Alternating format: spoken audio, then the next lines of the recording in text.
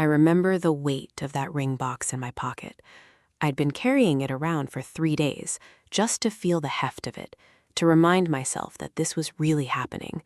I was 28 years old, standing in the kitchen of my West Village walk-up, staring at a half-empty bottle of Sauvignon Blanc, and trying to convince myself that the night before your wedding is supposed to feel like this, like you're standing on the edge of a cliff, and the wind is so loud you can't hear your own thoughts. Avery was at her bachelorette party in the Hamptons. I'd seen the Instagram stories, her in a white sash, her head thrown back, laughing with her college roommates, that strand of pearls I'd given her for our 5th anniversary, glowing under the string lights. She looked happy. She looked like she was exactly where she was supposed to be. And I was here, in our apartment, the one we'd painted a color called October Sky, because she said it reminded her of the morning we first kissed. And I was trying to convince myself that I wasn't about to ruin everything. The first knock came at 11:47 p.m. I know the time because I remember glancing at the microwave, that green digital glow that always seemed too bright in the dark. I figured it was my best man, Derek, coming to drag me out for one last whiskey.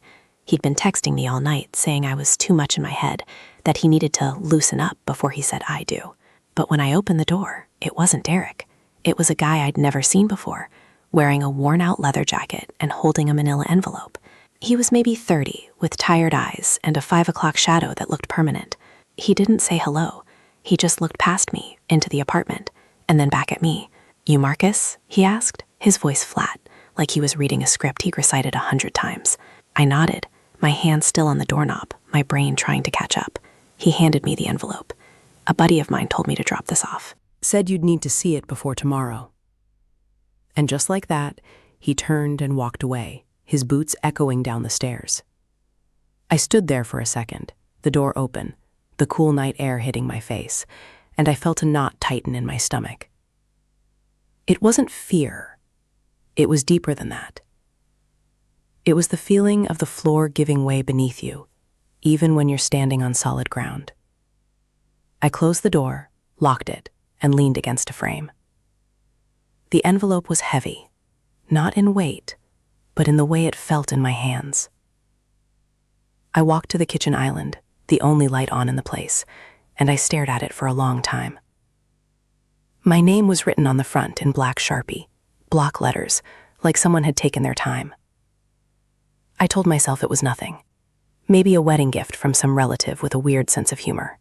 Maybe a prank from one of Avery's bridesmaids, the one who always thought she was hilarious. I convinced myself of all these things as I slid my finger under the seal and tore it open. Inside, there was a single photograph and a folded piece of paper. I pulled the photograph out first. It was a picture of Avery. My Avery. The woman I'd been with for 7 years. The woman who knew my coffee order, who knew my mother's maiden name, who knew the exact way I liked to be touched when I was having a bad day. She was in a restaurant, a place I didn't recognize. Some dark paneled place with red booths and low lighting. She was leaning in, her hand on the table, her fingers intertwined with another man's. He was leaning in too, his face close to hers, his other hand resting on her jaw. It wasn't a friendly touch. It wasn't a congratulations on your engagement kind of touch. It was intimate. It was possessive. And she was looking at him with an expression that I hadn't seen on her face in years. It wasn't the comfortable, familiar warmth I saw every day. It was hungry. It was the look of a woman who was somewhere she wasn't supposed to be, and loving every second of it. I felt the air leave my lungs. I set the photo down and unfolded the paper, my hands trembling so badly I could barely read the handwriting. It was the same block letters from the envelope. "Check the date on the back," it said. I flipped the photo over. In the same Sharpie, written in a different hand, was a date. 3 months ago. 3 months. We were deep in the middle of wedding planning then. We were tasting cakes and arguing over floral arrangements and fighting about whether we should have a live band or a DJ. I was working 60-hour weeks at the firm, coming home late, falling into bed exhausted. I thought we were just tired. I thought we were just stressed. I thought that distance we were feeling was just the natural ebb and flow of a long-term relationship, the calm before the storm of a wedding. I thought a lot of things, and I was wrong about every single one of them. The second knock came at 12:23 a.m. I was still standing in the kitchen, the photo on the counter, the paper in my hand, replaying every late night she had in the last 3 months, the girls' nights that felt a little too frequent, the way she'd smile at her phone and then quickly put it down when I walked into the room, the new underwear she'd bought that was lacy and black and that she'd worn on a spa day with her mom. I'd convinced myself I was being paranoid, that I was letting the stress of the wedding get to me. I'd convinced myself that I trusted her with my whole soul and that to question her would be a betrayal of everything we'd built. I opened the door, and this time there was a woman. She was polished, wearing a camel coat and holding a designer handbag. She looked expensive, like she belonged on the Upper East Side, not in my crummy walk-up. "You're Marcus," she said. It wasn't a question. I was too stunned to even nod. She pulled a phone out of her purse, swiped the screen, and turned it towards me. "I'm Claire," she said. "And the man in that picture you just found?" That's my husband. I didn't say anything. I couldn't.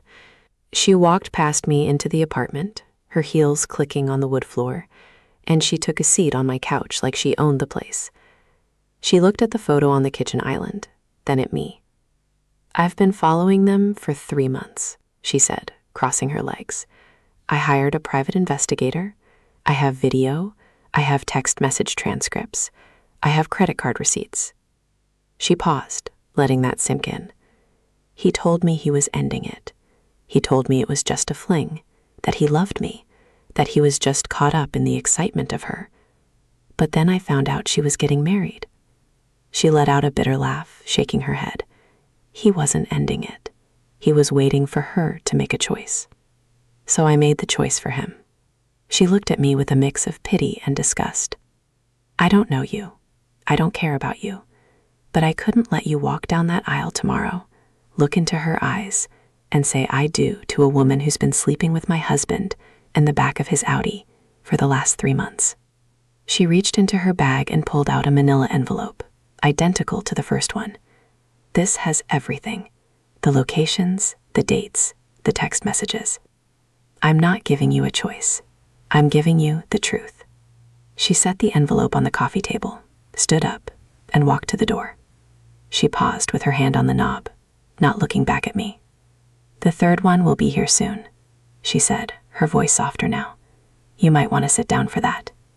She left, and I just stood there, a shell of a man, the weight of her words settling on me.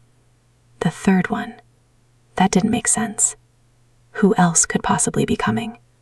I looked at the second envelope. I didn't want to open it. I knew once I opened it, there was no going back. There was no pretending. There was no more, "We'll work it out." It was the final nail in the coffin of the future I had imagined, the future I had invested 7 years of my life in, the future that was supposed to start in less than 24 hours. I opened it anyway. I pulled out the receipts, the grainy photographs from parking garages, the screenshots of text messages that were so vulgar, so explicit, so completely unlike the woman I thought I knew that I had to read them twice to make sure I wasn't hallucinating. "I miss the way you smell. Last night was everything. I'll make an excuse to get out of the house. I need you." These weren't just flirtations. This wasn't a mistake. This was a full-blown, double-life affair. And the audacity, the sheer audacity of her to be planning our wedding in the same week she was sending messages like that to another man made me want to be sick. I put the papers down and walked to the sink, gripping the edges, my knuckles turning white. I took a deep breath, trying to quell the rage and the sadness and the humiliation that was swirling inside me like a cocktail of poison. It was 1:15 a.m. when the last knock came. I wasn't surprised this time. I was numb. I opened the door, expecting another stranger, another piece of my reality to shatter. But it wasn't a stranger. It was Derek. He looked pale, his eyes red like he'd been crying. He was holding a bottle of Jameson, but he wasn't drinking it. He was just holding it, like a prop. "Marcus, man," he started. "I don't know how to say this. I felt a cold dread wash over me. "It's about the third guy," he said, his voice cracking. I looked at him, confused. "What third guy? Derek, what are you talking about?" He pushed past me, the same way Claire had, and he walked into the living room. He saw the envelopes on the coffee table, the photos scattered around, and he froze. He looked at me, and his face crumbled. "Oh God," he whispered. "You already know. You know about him." I walked towards him, my heart pounding. "Who is the third man, Derek? Who is he?" He turned to face me, and I saw the confession in his eyes before he even said it. "He's my friend, Mark. We work together. He told me he was seeing someone, and he asked me to be his alibi. I didn't know it was Avery. I swear to God, I didn't know it was her until tonight." I didn't understand. "Derek, what are you talking about? Who is the third man?" I felt like I was going crazy. He took a step back from me, like he was afraid I was going to hit him. He put his hand on my shoulder, and his touch burned. "There's no third man, Marcus," he said softly, his voice full of remorse. "That's me. I'm the third man." The world tilted on its axis. I stared at my best man, my best friend since sophomore year of college, the guy who was supposed to stand by my side tomorrow and hand me the ring, and I saw a stranger, a fraud, a traitor. My best friend was the man my fiancé had been sleeping with. The pieces of the puzzle clicked together with a sickening jolt. The inside jokes that didn't make sense, the way they'd look at each other when they thought I wasn't paying attention, the times he'd suddenly had to leave when Avery was around. I'd been so blind, so pathetically, stupidly blind. I sank into the armchair across from him, my legs giving out. I looked at the 3 envelopes on the table. My fiancé, the stranger's wife, my best friend. It was a perfect triangle of betrayal, an unholy trinity of deception, and I was caught in the middle, the only one who hadn't been in on the secret. The night before my wedding, I didn't have a groom's night out planned anymore. I didn't have a future wife. I didn't have a best friend. All I had was a stack of evidence and a world that no longer made any sense. I looked at Derek, at the tears streaming down his face, and all I felt was the deep, crushing silence of everything that I had just lost. I don't remember Derek leaving. I don't remember if he walked out, or if I threw him out, or if he just evaporated into the night like the ghost he had become. 1 minute he was there, his hand on my shoulder, his confession still hanging in the air like smoke. And the next, I was alone in the apartment, the door wide open, the cold draft from the hallway curling around my ankles. I sat in that armchair for what felt like hours, staring at the wall, at the wedding invitations still stacked on the bookshelf, at the framed photo of us from our trip to Napa 2 years ago, her laughing, her face tilted up to the sun, her hand resting on my chest. I had thought that was the happiest I'd ever been. I had thought that was the benchmark I'd measure the rest of my life against. And now I knew that even back then, even while I was standing in that vineyard, buying her a stupid glass of rosé and telling her I loved her, she was already capable of this. She was already capable of looking me in the eye and lying. I finally stood up around 3 a.m., my legs stiff and my head pounding. I walked to the kitchen and poured the Sauvignon Blanc down the sink, watching it swirl and disappear. I opened the Jameson Derek had brought, the one he'd been holding like a crucifix, and I took a long, burning swig straight from the bottle. The whiskey hit my empty stomach and settled there like a stone. I needed to think. I needed to figure out what I was going to do. The wedding was in 12 hours. 12 hours. In 12 hours, I was supposed to be standing at the altar of St. Patrick's Cathedral, surrounded by 300 of our closest friends and family, looking into Avery's eyes and promising her forever. Instead, I was standing in my kitchen, drunk on betrayal, trying to piece together how my entire adult life had been a lie. I walked to the coffee table and picked up Claire's envelope. I spread the contents across the surface like a detective assembling evidence. Credit card receipts from a hotel in Soho, a receipt for 2 glasses of champagne and an order of oysters, a receipt from the same hotel exactly 2 weeks later, a grainy photograph taken through a window, Avery's silhouette against the glass, her hair loose, wearing that black lace underwear I'd been so suspicious of. Another photograph, Derek's car, his recognizable license plate, parked in a garage near her office at 2 p.m. on a Tuesday. A screenshot of a text exchange that made my stomach churn. Derek, I can't stop thinking about last night. Avery, neither can I, but we have to be careful. He's starting to notice. Let him. He's a fool if he hasn't figured it out yet. Don't say that. He's not a fool. He's just trusting. That's the same thing. I read that last line over and over. He's just trusting. That's the same thing. That was how they saw me, a trusting fool. A man so wrapped up in his own love that he couldn't see the knife at his back. I had to laugh at that, a hollow, broken sound that echoed in the empty apartment. I had given her everything. I had given her my time, my attention, my money, my future. I had turned down a promotion in Chicago because she said she couldn't leave New York. I had canceled a guy's trip to Iceland because she said she'd miss me too much. I had shaped my entire life around her, around the idea of us, around the belief that what we had was rare and special and worth fighting for. And the whole time, she was fighting for something else entirely. She was fighting to keep her two worlds from colliding. She was fighting to have her wedding and her affair. She was fighting to make me the fool. I don't know when the anger started to crystallize, but by 4 a.m. it was all I could feel. The sadness was there, buried deep underneath, but the anger was sharper, hotter, more immediate. It was the anger of a man who had been made a spectacle of. I thought about everyone who must have known. Derek's coworkers, Avery's friends, Claire. The private investigator. How many people had watched this whole thing unfold and said nothing? How many people had seen them together, at bars, at restaurants, in hotel lobbies, and just looked away?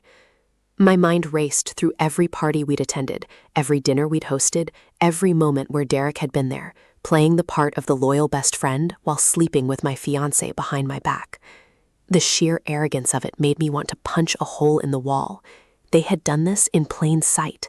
They had flaunted it, really, and they had counted on my love, my devotion, my goddamn trust to keep me blind. I grabbed my phone, my fingers trembling as I unlocked it. I scrolled through my recent calls, my messages, my photos. I had hundreds of photos of Avery, hundreds, smiling in the sun, laughing at a rooftop party, sleeping on my shoulder on a red-eye flight, kissing my cheek at her sister's wedding. I looked at them now, really looked, and I saw a stranger.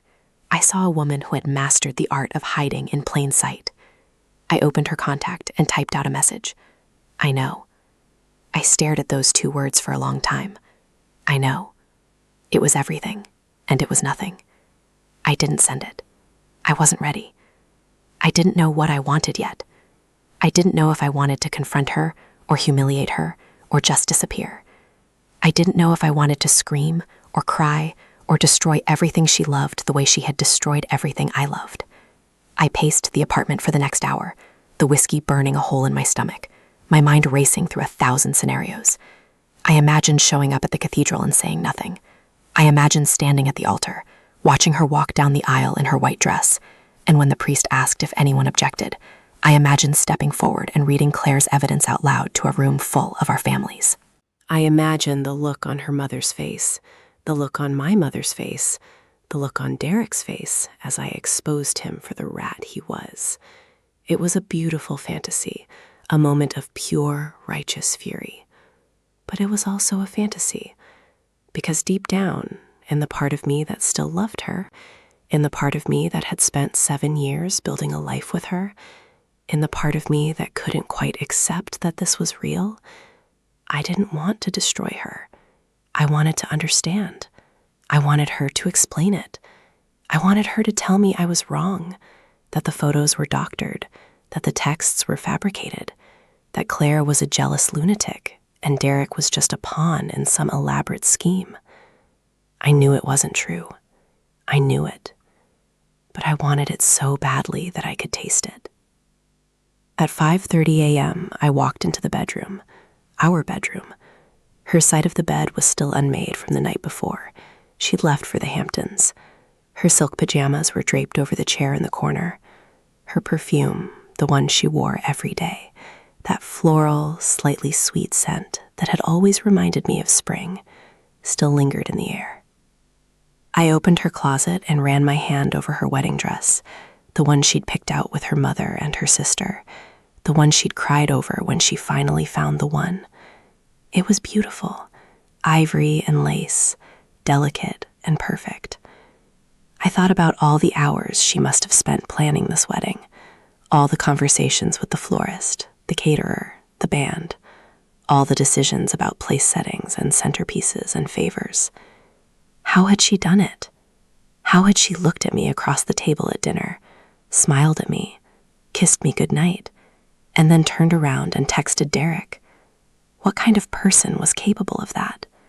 What kind of monster could live that double life without any visible cracks? I found her laptop on her nightstand, and for a moment I hesitated. I was already in so deep. I had already seen so much. Did I really want to see more?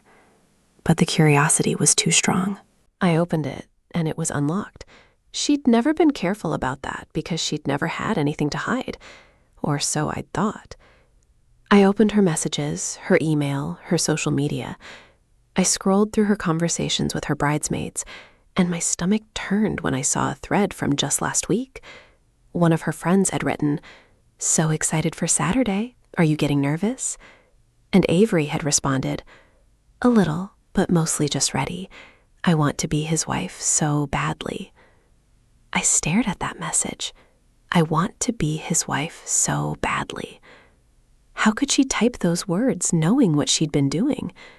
How could she compartmentalize it so completely? I scrolled deeper, and I found the messages to Derek. They were blocked and deleted, and I realized with a sickening certainty that this wasn't a recent thing. This wasn't a last-minute fling. This was something that had been building for years, something that had been festering in the dark while I was planning our future. I slammed the laptop shut and walked back to the living room. I didn't want to see anymore. I didn't want to know the details. I didn't want to know the how or the why or the when. I just wanted it to stop. I wanted to wake up from this nightmare and find myself back in that armchair. Only this time, it was a week ago, and she was there, curling up on my lap, telling me about her day, laughing at something stupid I'd said. I wanted to go back to the moment before all of this broke, when I was still the happy, trusting fool. Because even that, even the lie of it, was better than this. This was the truth, and the truth was unbearable. My phone buzzed at 6:15 a.m. It was a text from Avery. It was a photo of her in the Hamptons, wrapped in a white robe, holding a mimosa, her face flushed and happy. The caption read, "One more sleep until I'm yours forever. I love you so much. See you at the altar." I looked at that photo, at that face I had loved so unconditionally. I wasn't going to do this over text. I wasn't going to let her hide behind words. I was going to look her in the eyes when I broke her world the way she'd broken mine. I was going to get in the car, drive to the Hamptons, and confront her in person. I had to see her face. I had to see the moment when her mask slipped and the real Avery appeared, the one who was capable of sleeping with my best friend, the one who lied to me every single day, the one who I had never really known at all. I grabbed my keys, my wallet, and the manila envelopes. I didn't bother changing out of the clothes I'd been wearing since yesterday. I didn't bother shaving, or brushing my teeth, or doing any of the things I was supposed to do on the morning of my wedding. I was on a mission now, a dark, desperate, reckless mission. I was going to the Hamptons, and I was going to end this. One way or another, I was going to end it. The drive was a blur. I don't remember the highway, or the traffic, or the music playing on the radio. All I remember is the rage, the hollow ache in my chest, and the relentless replay of every moment I'd ever shared with her. Every moment that had been tainted by the lie I hadn't known I was living. I must have made it there in under 2 hours, but it felt like a lifetime. I pulled into the driveway of the beach house where she was staying with her bridesmaids. The house was huge, all white shingles and floor-to-ceiling windows, a perfect reflection of the life we were supposed to have. I could see lights on inside, and I could hear music playing, something upbeat and celebratory. They were having a final breakfast, a last hurrah before the wedding. They were laughing and drinking and taking photos, and they had no idea that I was standing outside, holding a stack of photographs that would dismantle all of it. I walked up to the front door and knocked. The music stopped. The laughter stopped. I could hear footsteps, and then the door swung open, and there she was. Avery. My Avery. She was wearing a white sundress, her hair loose and beachy, her face radiant. She looked like a dream. She looked like everything I had ever wanted. And I looked at her, and I saw the lie in her eyes before she even opened her mouth. "Marcus," she said, her voice bright and confused. "What are you doing here? The wedding isn't until—" I held up the envelope. I didn't say anything. I just held it there, between us, the physical embodiment of everything she had done. "I know," I said, my voice flat. "I know about you and Derek." The silence that followed was the loudest thing I'd ever heard. It wasn't just quiet. It was a vacuum, a complete absence of sound that seemed to swallow the entire beach house whole. I stood there on the doorstep, the envelope still raised between us, and I watched her face change. It was like watching a mask slip, millimeter by millimeter. The radiant bride-to-be, the woman who had just texted me hearts and promises, flickered and died in her own eyes. In her place was something else, something calculating, something terrified. I had expected denial. I had expected tears. I had expected the full theatrical performance that I now knew she was capable of. But what I got was worse. What I got was a long, terrible pause, and then a single word, spoken so quietly I almost didn't hear it. "Oh." That was it. One syllable. No denial, no explanation, no desperate plea for me to believe that I had it all wrong. She just stood there, her hand frozen on the doorframe, her eyes darting from the envelope to my face and back again. And in that moment, I knew that I had been right. I knew that every photograph, every receipt, every text message was the unvarnished truth. I knew that my fiancé and my best friend had been systematically dismantling my life for months, maybe longer, and they had done it with the kind of casual cruelty that only people who have never been caught possess. "Say something," I said, my voice breaking.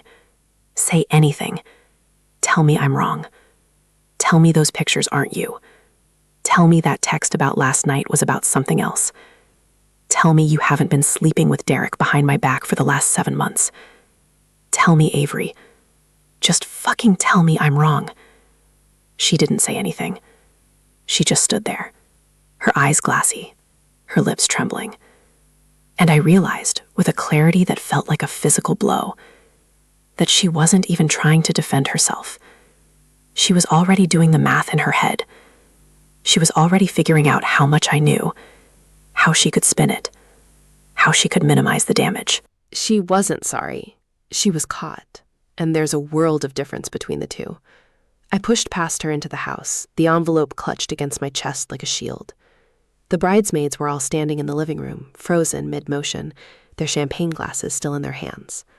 They had heard the whole thing. Of course they had. This was a beach house with paper-thin walls and a floor plan that carried sound like a canyon. I looked at them, her sister, her college roommates, her cousin from Connecticut, and I saw the guilt written on their faces. They knew. They had always known, and they had said nothing. They had smiled at me at engagement parties, hugged me at the rehearsal dinner, toasted to our future with a straight face, all while knowing that Avery was carving out a second life with the man I called my brother. "Did you all know?" I asked, my voice dangerously quiet. The room was silent. Her sister, Emma, looked down at the floor. One of her roommates, a girl named Sarah, who had always been overly friendly with Derek, started to cry. "Jesus Christ," I breathed. "Every single one of you. Every single one of you knew, and you let me walk into this. You let me plan a wedding, You let me buy a ring. You let me stand in front of my family and lie to them about the kind of woman I was marrying. I turned back to Avery, who was still standing in the doorway, her back to the morning sun. How long? I asked. I want to know how long. When did this start? Before we got engaged? Before we moved in together? Was there ever a moment when you actually loved me? Or was I just the safe bet, the guy you could keep on the hook while you went looking for something better? She opened her mouth, and for a moment I thought she was going to fight back. I thought she was going to tell me that it was my fault, that I worked too much, that I didn't pay enough attention, that I was boring and predictable, and that Derek made her feel alive. I was ready for that. I had rehearsed that argument in my head 1,000 times on the drive over, but she didn't fight back. She just shook her head, her voice cracking. It was one time. It was just one time, and I was going to end it. I was going to tell him to leave me alone and focus on the wedding. I didn't know how to tell you. I was scared of losing you. I laughed. It was an ugly, harsh sound that echoed off the vaulted ceilings. Scared of losing me? You were scared of losing me? You were in a full-blown affair with my best friend, and you were scared of losing me? I pulled the photos out of the envelope and threw them on the coffee table. They scattered across the glass surface, a mosaic of her betrayal. One time? I have receipts from the Soho Grand from 3 different months. I have text messages where you talk about him touching you. I have pictures of his car in the garage near your office on a Tuesday afternoon. Don't you dare stand there and tell me it was one time. Don't you dare lie to me again. The room was dead silent now. I could hear the ocean in the distance, the rhythmic crash of waves against the shore, and it felt obscene.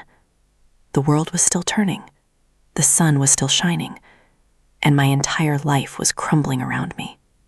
Avery moved towards me, her hands outstretched, her voice pleading. Marcus, please, let me explain. It's not what you think. I was confused.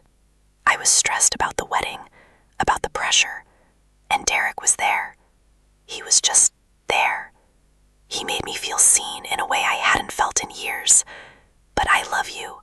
I love you so much. The wedding was always going to happen. You were always the one. Derek was just a mistake. A stupid, terrible mistake that I was going to fix. I swear to God I was going to fix it. She was crying now, her makeup running, her carefully curated bride-to-be composure completely shattered. And I watched her, this woman I had loved with my whole heart, this woman I had built my life around, and I felt nothing but cold, hollow disgust. You were going to fix it, I repeated, my voice flat. You were going to fix it by, what, sleeping with him one more time? Getting it out of your system before you put on a white dress and pretended to be the faithful wife? Is that the plan? Because I have to tell you, Avery, that's not how it works. You don't get to have your cake and eat it too. You don't get to destroy someone and then tell them you're sorry when you get caught. You don't get to stand there and cry like you're the victim when you're the one who did this. She flinched, and for a moment I saw the flicker of something else in her eyes. Anger, defensiveness, the part of her that was tired of pretending, tired of being the one in the wrong. You don't understand, she said, her voice rising. You don't understand what it's been like. You're never home. You're always at the firm, always working, always too tired to even have a conversation with me. You stopped looking at me the way you used to. You stopped touching me. You stopped being present. And Derek saw me. Derek was there. He made me feel like I was still a woman, not just a piece of furniture in the apartment you paid for. And yes, I made a mistake. But you pushed me away. You left me alone. You made me feel invisible. I stared at her. আমার সরল দিলে দেখবো আমি তোর কপালে কোন barrister মিলে ওরে দেখবো আমি তোর কপালে কোন ব্যারিস্টার মিলে Kind of profound, devastating clarity. She actually believed it. She actually believed that I was the one who had pushed her into Derek's arms. She had rewritten the narrative so completely, so thoroughly, that in her mind, the affair was a consequence of my neglect, not a choice she had made.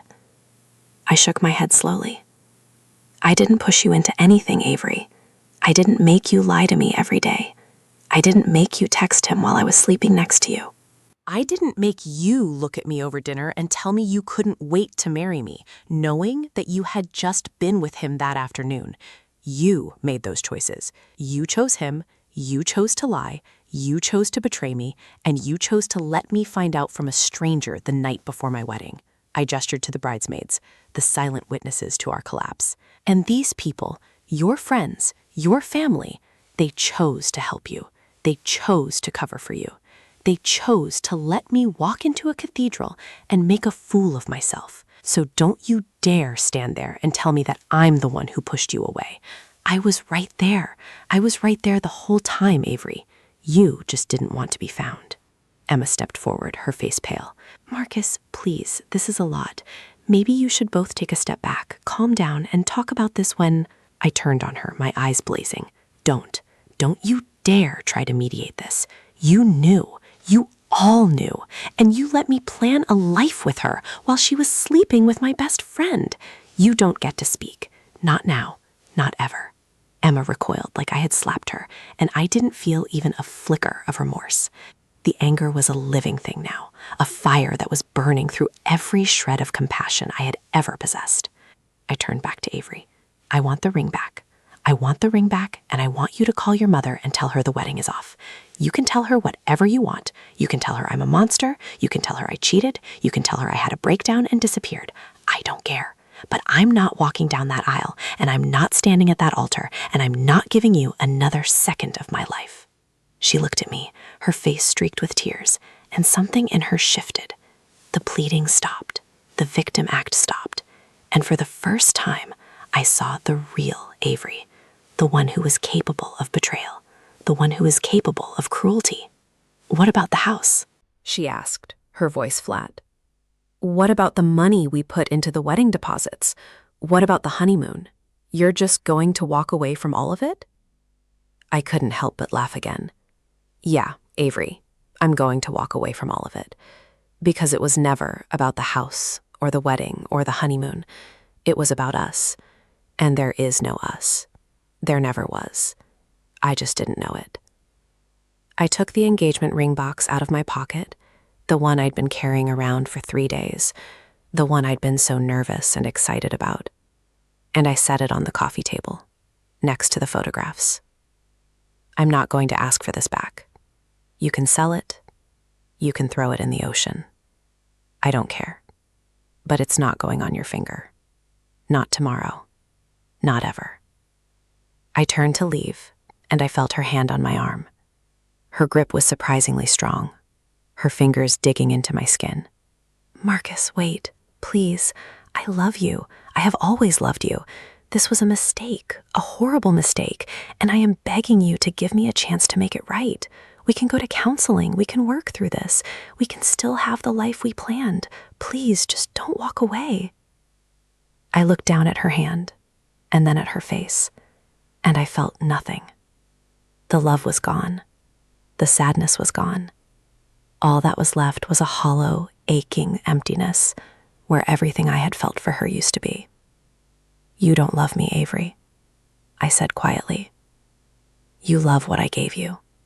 You love the stability, the comfort, the life I built for us.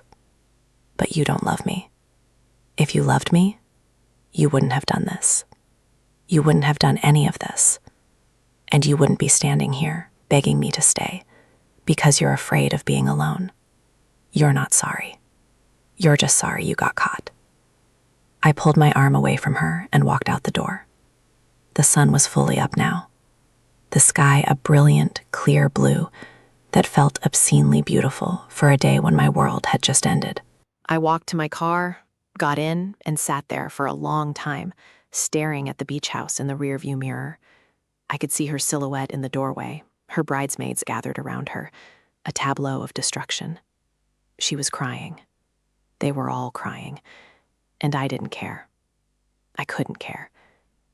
I had spent the last 7 years caring about Avery, caring about her happiness, caring about her comfort, caring about her future. And now, I had nothing left to give. I started the car and drove away.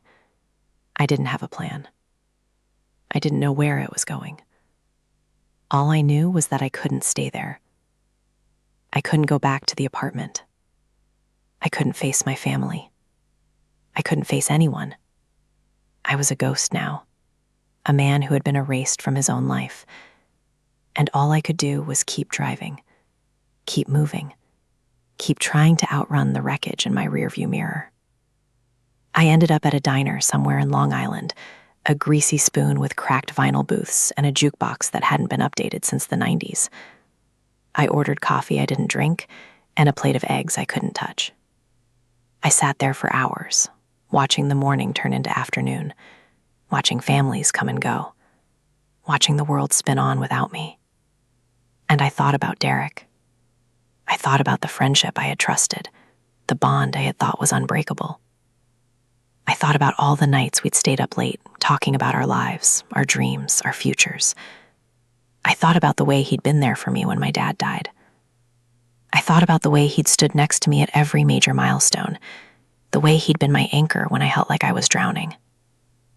And now, I knew that he had been the one holding me under. He had been the one smiling at me, patting me on the back, calling me brother, all while sleeping with the woman I loved. I pulled out my phone and scrolled to his name. I had so many things I wanted to say to him. I wanted to scream. I wanted to curse him. I wanted to make him feel the same searing, gut-wrenching pain that I was feeling, but I didn't.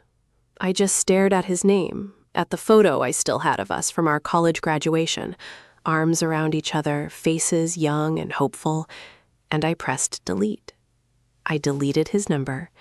I deleted every text. I deleted every photo. I erased him from my life the way he had erased me from his. It wasn't satisfying. It wasn't cathartic. It just felt necessary, like cutting out a piece of rot before it could infect the rest of you. My phone buzzed again. It was my mother. She had been calling all morning, probably wondering why I wasn't at the church yet, why I wasn't answering my texts. I thought about answering. I thought about telling her everything.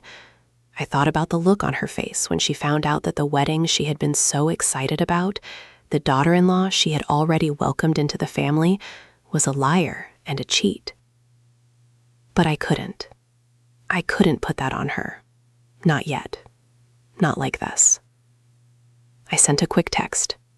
I'm okay. I'll explain later. I love you. And then I turned my phone off. I didn't want to hear anymore. I didn't want to read any more apologies, any more explanations, any more desperate attempts to justify the unjustifiable. I just wanted to be alone. I wanted to sit in this diner, in this greasy booth, and let the silence swallow me whole. I wanted to remember what it felt like to be whole.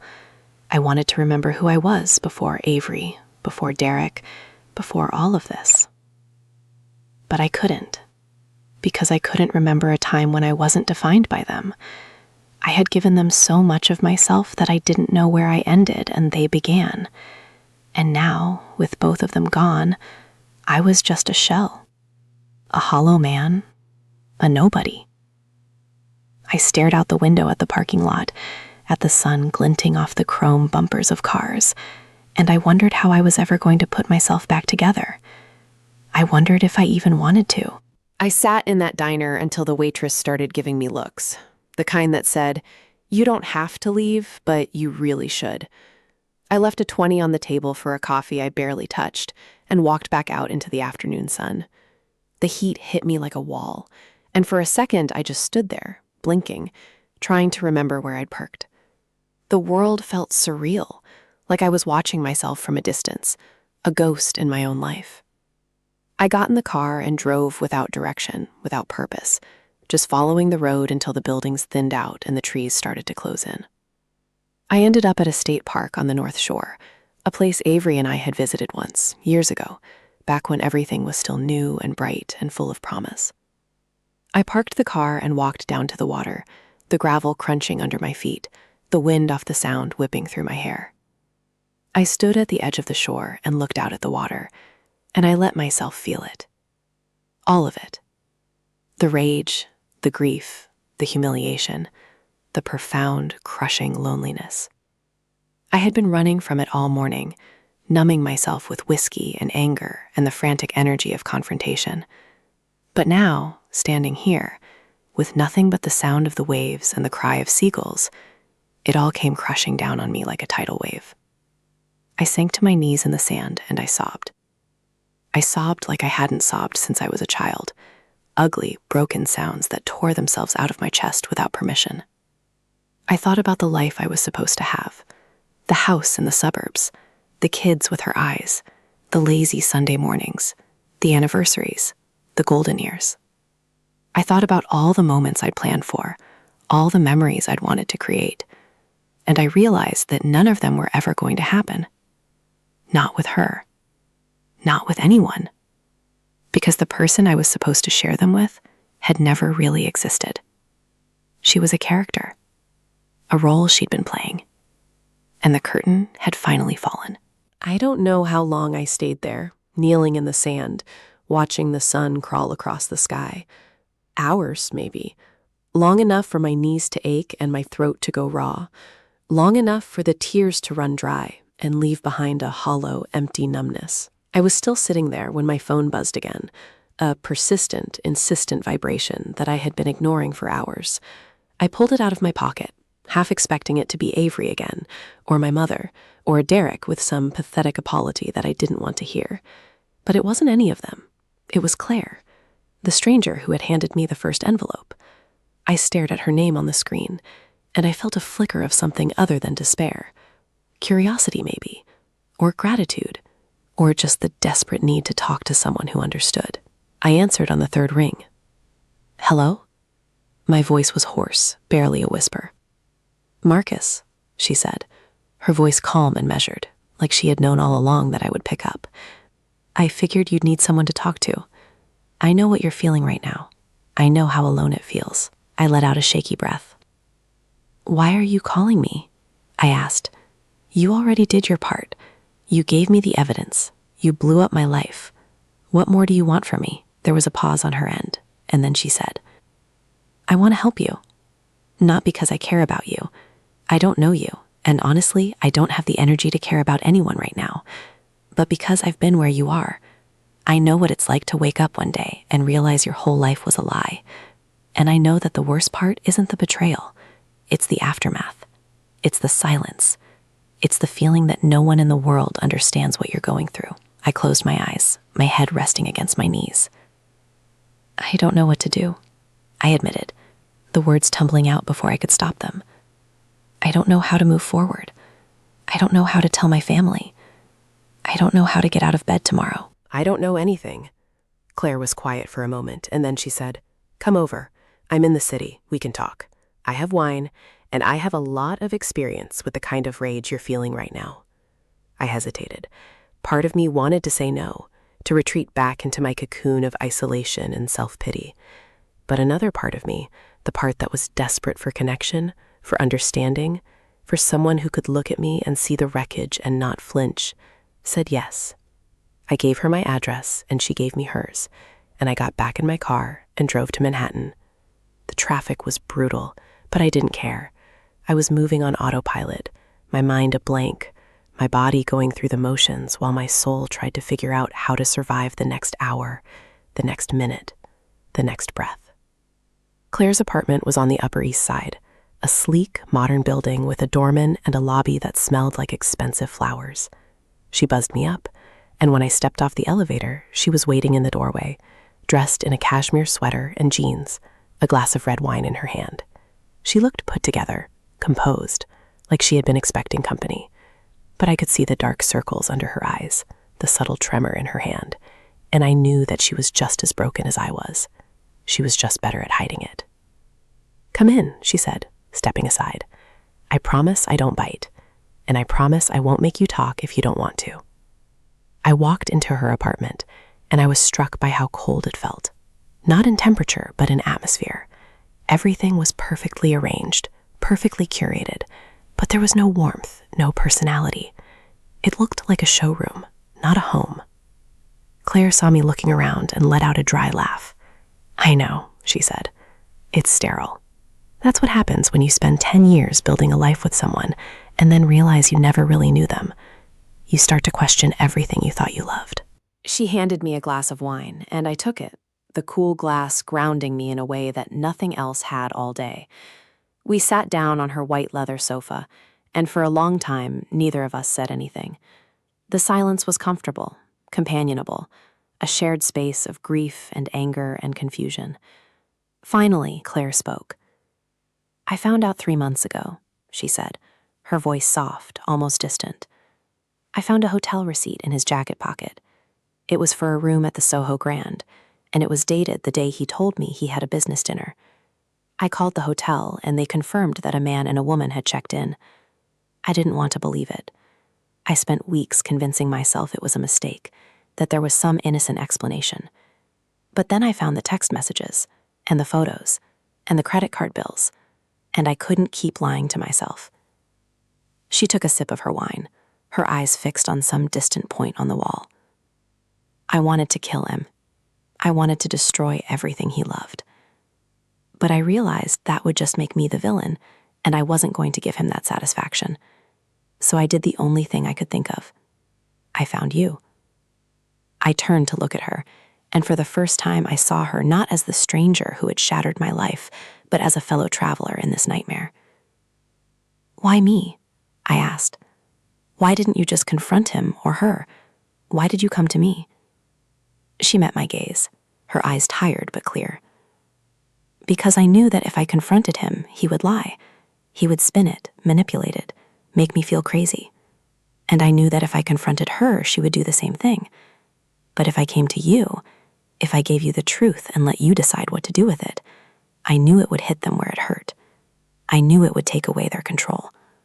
They had been controlling the narrative for months, playing both of us for fools, and I wasn't going to let them win." She paused, her voice hardening. "I don't regret it. I don't regret telling you. But I do regret that you had to find out the way you did.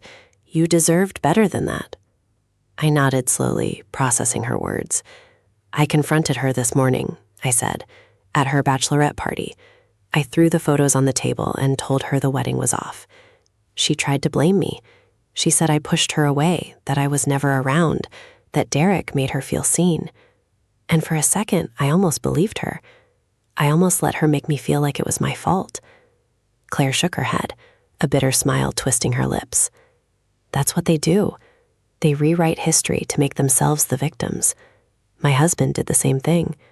He told me I was too focused on my career, that I was cold and distant, that he needed someone who would actually see him. And I believed him. I spent weeks apologizing, trying to fix something that wasn't my fault. But then I realized that I wasn't the one who had cheated. I wasn't the one who had lied. I wasn't the one who had destroyed our marriage. He was. And no amount of manipulation was going to change that." I set my wine glass down on the coffee table, the weight of her words settling into me. "What did you do?" I asked. "After you found out, I mean. How did you move on?" Claire was quiet for a long moment, her fingers tracing the rim of her glass.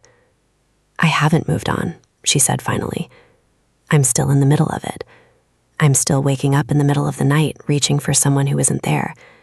I'm still replaying every moment, trying to figure out where it all went wrong. But I'm not letting it destroy me. I'm not giving him that power. I'm taking it one day at a time, and I'm telling myself that it's okay to be angry, and it's okay to be sad, and it's okay to not know what comes next. Because the only way out of this is through it, and I don't have to do it alone." I looked at her, this stranger who had changed my life in the span of a single night, and I felt something shift inside me. Not hope, exactly, but something close, something that whispered that maybe, just maybe, I wasn't as broken as I felt. "Thank you," I said, my voice barely audible, for telling me, for not letting me walk into that church and make a fool of myself. I don't know what I would have done if I had found out after the wedding. Claire reached over and squeezed my hand, her touch surprisingly warm. "You would have survived," she said. "You would have found out eventually, and you would have dealt with it. Because that's what people like us do. We survive. We pick up the pieces, and we keep going, even when we don't want to, even when we don't know how." She pulled her hand back, and the moment was gone, replaced by the quiet hum of the city outside her window. "You're going to have to tell your family," she said. "You're going to have to cancel the wedding, deal with the fallout, figure out the logistics of untangling your lives. And it's going to be messy. It's going to be hard. But you can do it. And I can help you if you want. Not because I care about you.